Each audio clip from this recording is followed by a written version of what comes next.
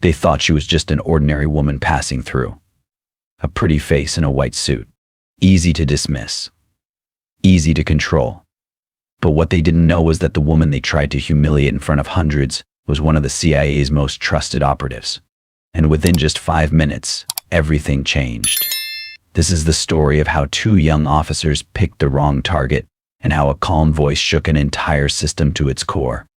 If you care about stories of courage and justice, hit subscribe and stay with us until the end, because the silence she carried wasn't weakness. It was power. The Lincoln City International Airport buzzed with the ordinary hum of travelers rolling suitcases, overhead announcements, the occasional laughter from reuniting families. But amid the crowd, something entirely ordinary was about to become something entirely wrong. Maya Cole walked with grace through the terminal, her posture quiet and poised. She wore a crisp white designer dress that hugged her frame not to stand out, but because her cover required it. To the world she was Isabelle Marot, a French African fashion designer arriving for a major event. But beneath the elegance was something else. A CIA operative, fresh from an international mission, carrying with her secrets meant only for Langley. She didn't expect fanfare. She didn't want attention. But she got both for all the wrong reasons. As she adjusted her sunglasses and reached for her phone, she felt it the heavy gaze of authority misused. 2 officers stepped into her path. One older, with eyes that searched not for truth but for control, Officer Ethan Mallory. The other younger and uneasy, clearly following the lead of his partner, Officer Raul Navarro. Mallory was smirking before he even spoke. "Mom, I need to see your identification," he said, not as a question but as a challenge. Maya complied, presenting her French passport with calm, rehearsed efficiency. But it wasn't the passport they were after. What followed wasn't a misunderstanding. It wasn't a routine check. It was targeted, deliberate, and cruel. Mallory leaned in too close, his breath laced with arrogance and mint gum. "You here alone?" he asked, his tone sliding into suggestion. "Wearing that dress, you must be used to attention." Maya held her ground.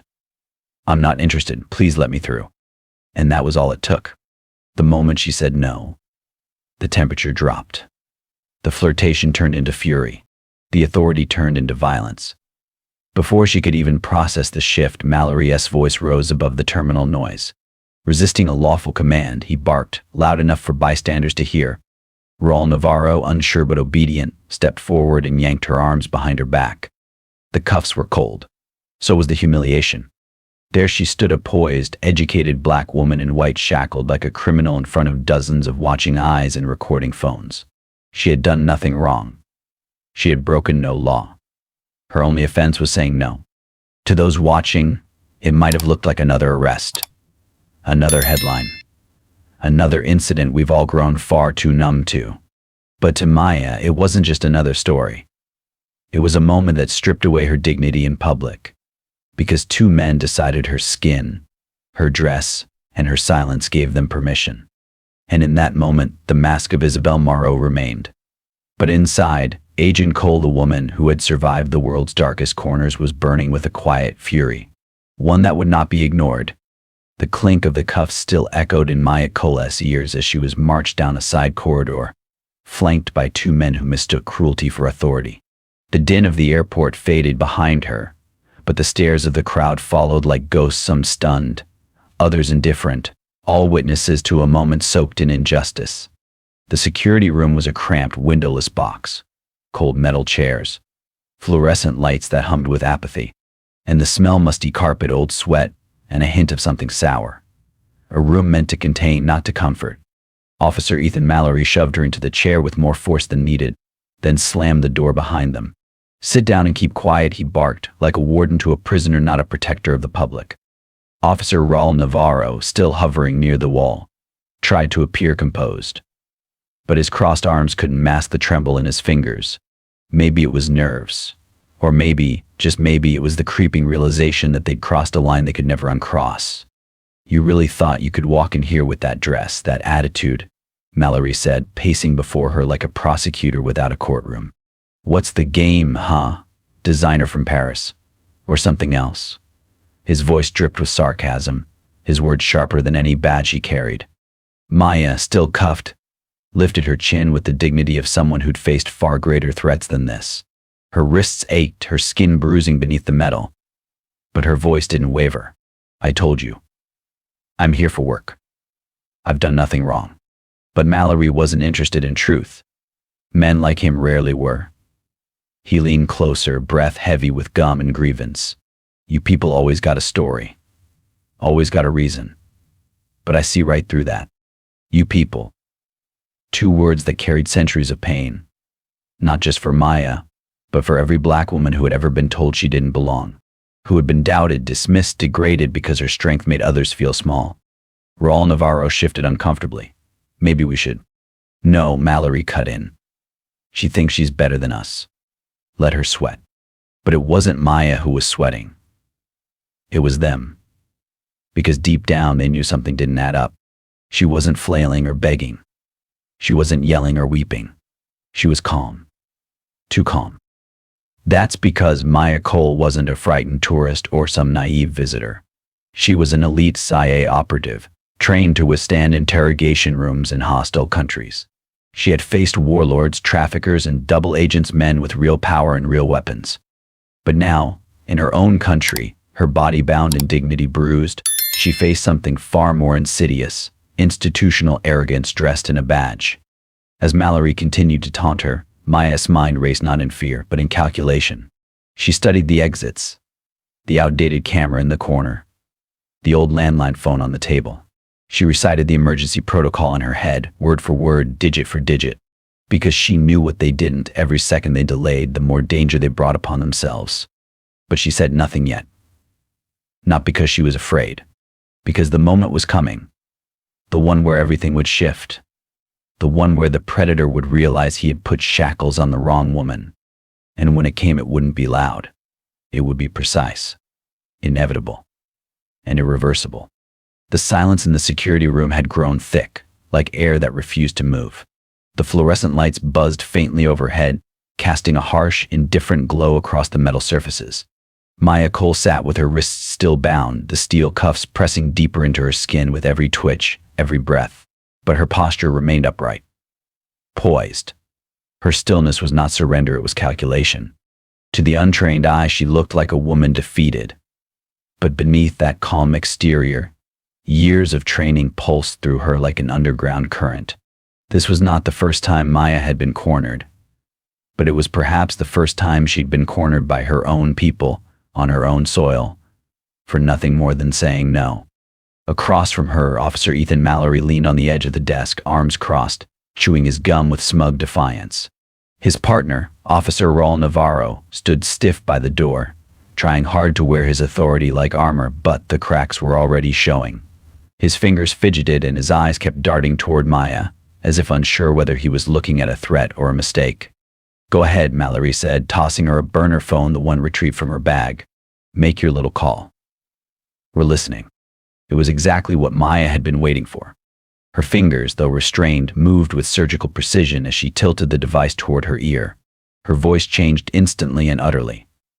Gone was the foreign lilt of Isabelle Moreau, the fabricated fashion designer. What emerged was crisp, cold, and commanding. The voice of a woman who had trained for this exact scenario, and whose every syllable carried the weight of national consequence. This is Nightingale, she said, clear and unshaken. Authenticate identity code Omega 7 Alpha. Mallory's face twitched. Navarro went pale. This is a broken read protocol activation, Maya continued, her voice now like tempered steel. Priority level Delta. Current position, Lincoln City International Airport. Police security room, southeast wing. Coordinates transmitting. She glanced up, her eyes meeting Mallory's as she continued speaking into the phone. Subject unlawfully detained. Officers involved, Ethan Mallory, badge lect 1488. Raul Navarro, badge lect 215. Charges: abuse of power, racial profiling, sexual harassment, obstruction of federal operations. What the hell is this?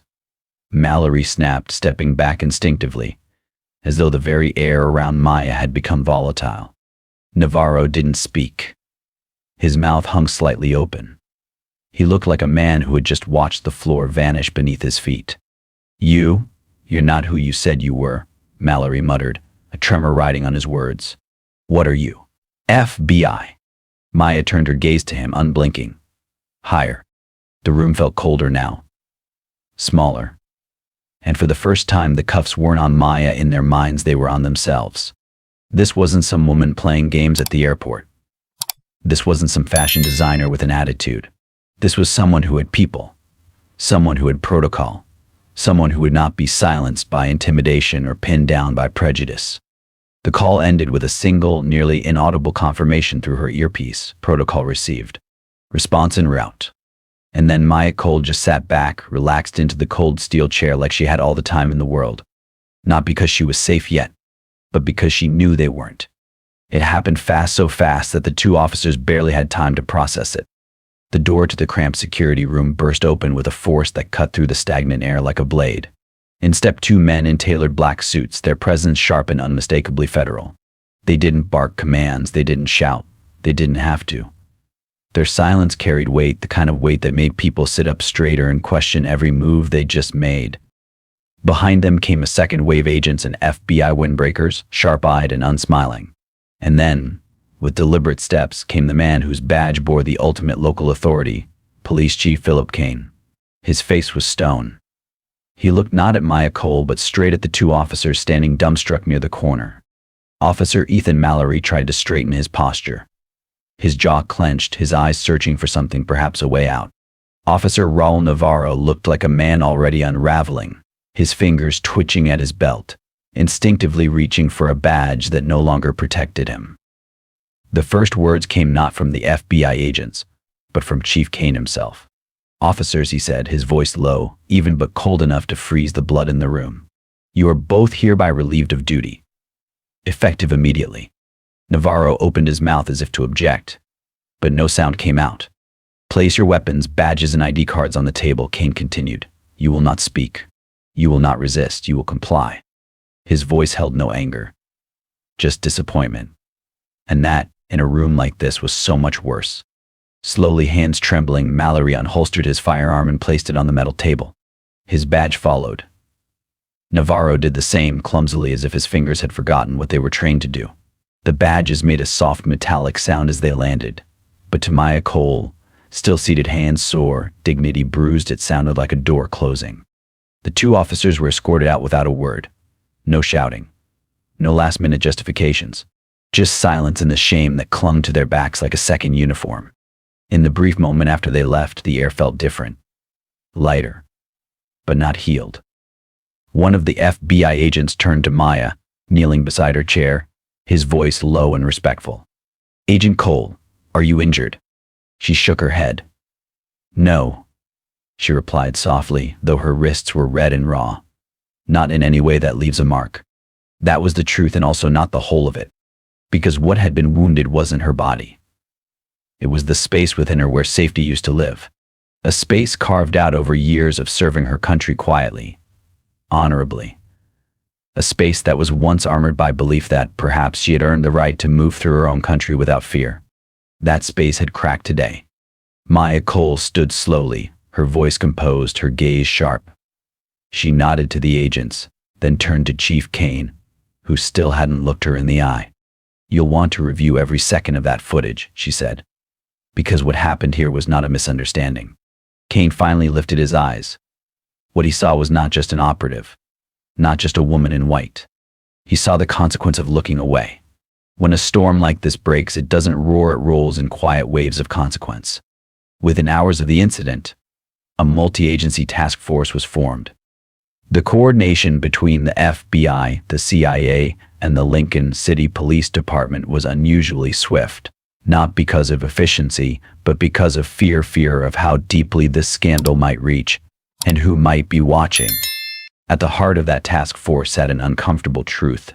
A federal operative, Maya Cole, had been unlawfully detained, harassed, and handcuffed in broad daylight, in full view of airport cameras, by two officers with badges but no discipline. The process began where it always does with the footage. Every available angle from the airport's surveillance system was pulled and reviewed frame by frame. One monitor showed Officer Ethan Mallory and Officer Raul Navarro following Maya with deliberate interest, abandoning their patrol route. Another captured their posturing smirks, gestures, proximity that turned professional space into a violation. The third showed the moment it all spiraled, the sudden grab, the snap of cuffs, the way she flinched but did not fall. None of it could be spun. None of it could be buried. What hit harder than the footage, however, were the voices. Passengers who had once stood frozen came forward. One woman, a mother of 3, described the sick feeling in her stomach watching Maya restrained while dressed with dignity. A businessman recalled how Navarro looked away when asked to explain what was happening. A teenage girl turned in a shaky cell phone video that captured Maya's voice clear, unwavering, refusing to be silenced. The next morning, a quiet but powerful machine stirred into motion. It didn't roar with sirens or march with headlines. It began in conference rooms with locked doors and encrypted emails between agencies and in the somber tones of agents who understood the stakes. An interagency investigation jointly conducted by the FBI, the CIA, and the Lincoln City Police Department was officially underway. The focus, the wrongful detainment and harassment of Maya Cole, an active CIA operative operating under covert credentials. Inside a high-security operations center, the air was heavy with urgency. Screens flickered with surveillance footage, audio waveforms, and digital transcripts. Every piece of evidence was examined with the kind of precision reserved for matters of national interest, because this wasn't just about misconduct. It was about a system that had come dangerously close to breaking its own rules again. The bodycam footage, though clearly manipulated, contained enough to show the aggressive posturing of Officer Ethan Mallory and the silent complicity of Officer Raul Navarro. The audio was telling, lewd comments, mocking tones, and finally the thinly veiled anger when their advances were refused. Several minutes were missing, of course cut suspiciously around the time when things escalated, but that only raised further alarms. Tampering with evidence was a crime all on its own. More damning still was the security footage from Airport CACT. From multiple angles, it showed the moment the officers approached Maya Cole, their demeanor casual at first, then predatory. It captured the flash of the handcuffs, the contorted pain on her face, and the audible gasps from nearby passengers. A few bystanders had even submitted cell phone footage, shaky and grainy, but painfully clear in what it showed, a well-dressed black woman being restrained without cause, as her voice, calm but outraged, rose against the weight of injustice. The FBI's technical team reconstructed the missing bodycam segments using algorithmic frame recovery. What emerged was the full scope of the abuse, Navarro's awkward compliance, Mallory's smug delight, and the ugly undercurrent of power wielded without accountability. But the most powerful piece of all came not from video or digital traces. It came from the witness interviews, passengers, flight attendants, even a janitor who had been mopping nearby. They spoke not in legal terms, but in human ones. She didn't yell, one said. She just looked like she'd seen this before, like it wasn't even shocking to her. And maybe that was the most damning truth of all. In a world that had promised progress, Maya Cole had still needed to brace herself for the possibility of humiliation. Even in an airport, she had entered legally, proudly, as a public servant cloaked in anonymity. Her skin had spoken louder than her credentials that day. The CIA's Internal Affairs Division submitted a formal brief, blunt and unembellished. It concluded that Agent Cole had followed every protocol. Her behavior was professional, her restraint commendable. Her emergency transmission broken read was not only justified, it was essential. Police Chief Philip Kane, after reviewing the evidence with members of his department's Internal Affairs Unit, signed the disciplinary orders himself. He did it late at night, his office lit only by a desk lamp, the faces of Mallory and Navarro staring back at him from their personnel files, once names in a sea of recruits, now etched forever in disgrace. But even with their termination official and the facts laid bare, Maya Cole remained quiet. Not because she had nothing to say, but because the truth now spoke for itself. And in that silence, the real reckoning had only just begun. The courtroom was silent, reverent, almost sacred in its stillness. Not because justice had arrived swiftly, but because the road to get there had been jagged, exhausting, and far too familiar to those who had walked it before. When the federal trial of Ethan Mallory and Raul Navarro began, it wasn't just a legal proceeding, it was a mirror. And the entire nation was watching. The two former officers entered through the side door, no longer in uniform, no longer shielded by the authority they once misused. Their postures were sunken, stripped of arrogance. But there were no shackles on their ankles, No orange jumpsuits, just suits too stiff for comfort and faces carved with the fear of accountability. In stark contrast, the woman they had wronged remained unseen by most. Maya Cole, the operative behind the alias Isabel Morrow, gave her testimony under exceptional security protocols. She did not appear in court. Instead, her image was broadcast from a secure location, her voice measured and unwavering, transmitted through encrypted channels. The CIA had made it clear her safety came first, but her truth would be heard. When Maya began to speak, the courtroom leaned in. Not just to hear, but to feel. She didn't raise her voice. She didn't need to. With clarity that cut through the air like a blade, she recounted the moment Ethan Mallory and Raul Navarro approached her. Not as protectors of peace, but as predators behind badges. She described their tone, their insinuations, the sickly sweetness of their false concern, and the moment their rejection turned to rage. "I was not afraid," she said. "I was tired. Tired of knowing that no amount of grace or poise or law-abiding behavior would make me safe. Not in that white dress. Not with this skin." The jury listened. So did the judge. So did the young black woman in the back row who gripped her mother's hand just a little tighter. The prosecution laid out an airtight case: audio recordings, surveillance footage, witness statements, body cam edits too convenient to be accidental. It wasn't just misconduct, it was systemic rot made visible. Every word Maya spoke, every frame of video, every tearful witness helped piece together a picture no one could deny. The defense tried to paint the officers as overwhelmed, inexperienced, men under pressure. They invoked misunderstanding, procedural error, and lack of judgment. But their words landed with the hollow thud of excuses America had heard far too many times. When the verdict came, it did not bring joy. It brought gravity. Guilty on all counts. Violation of civil rights. Unlawful arrest. Third-degree assault. The sentencing followed weeks later. The courtroom was less crowded, but no less tense. Judge Deborah Lee, known for her quiet intensity, addressed the two men with a gaze as heavy as stone. "You were entrusted with authority," she said. "You used it to demean, to harass, to punish a woman who dared to stand firm in the face of your entitlement." She paused. "Not only did you fail your oath, you endangered a federal operative whose mission held implications far beyond your understanding. And you did it not in a moment of chaos, but in a moment of choice." The sentence was clear: 3 years in federal prison for each. Ethan Mallory and Raul Navarro didn't speak as they were led away. There were no protestations of innocence, no cries for mercy, just silence. And this time, that silence didn't shield them. It buried them.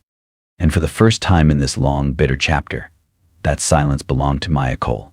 Not as a victim, but as a woman who had stood tall, endured humiliation, and held a mirror to a system too long blind to its own reflection. Justice had not erased the pain, but it had spoken. Finally, the courtroom had emptied. The headlines had moved on, but for those who truly listened, who truly saw what had taken place, Maya Cole's story was far from over. It wasn't just an incident, or a trial, or even a verdict. It was a rupture in the silence that so often surrounded abuse of power.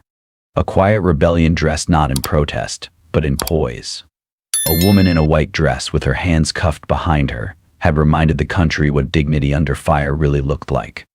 News anchors used words like historic and unprecedented.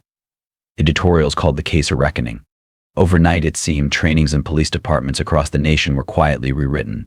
Slideshows that once glossed over racial bias now opened with a still frame of Maya Cole's restrained hands and a subtitle that read, "This is what happens when we ignore the mirror."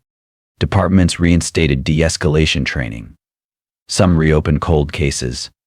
In a few precincts, officers were required to sit in small community rooms and just listen, not to defend, not to speak, just to hear the stories they had ignored for too long. The ripple she created didn't crash like a wave. It moved slowly, deeply, reshaping the sand beneath systems built to withstand scrutiny. And yet Maya Cole herself never once appeared on camera again. She gave no interviews, declined all offers for books, films, or documentaries. While the world debated her impact, she slipped back into the shadows of her calling, a world of quiet corridors, encrypted phones, and missions that few would ever know. But her silence now carried weight. It wasn't the silence of submission, nor the silence imposed by fear. It was the silence of someone who had spoken enough to ignite reflection in boardrooms, in training academies, in the minds of a generation just beginning to understand how power must answer to truth. The agents who had once passed her in the hallway without a glance now stood a little straighter. Some whispered, "That's her," not with mockery, with respect, with awe, with the weight of knowing they almost lost someone not just vital to their agency but vital to the soul of their country. Back in Lincoln City, a plaque was quietly installed near the airport security office where everything began. No ceremony, no camera crews, just a single line etched into brushed steel. When power is misused, justice speaks in silence, in resolve, in truth. And somewhere thousands of miles away, Maya Cole read those words in a secure digital briefing. She didn't cry. She didn't smile. She simply placed a hand over the screen for one breathless second, then closed the file, locked the system, and returned to work. Because justice was not the end of her story. It was only the beginning of her legacy. Note: this story is entirely fictional and created for the purpose of raising awareness. It highlights issues of responsibility, justice, and the importance of treating everyone with respect and dignity. We firmly oppose violence, prejudice, and injustice in all forms. Viewer discretion is advised.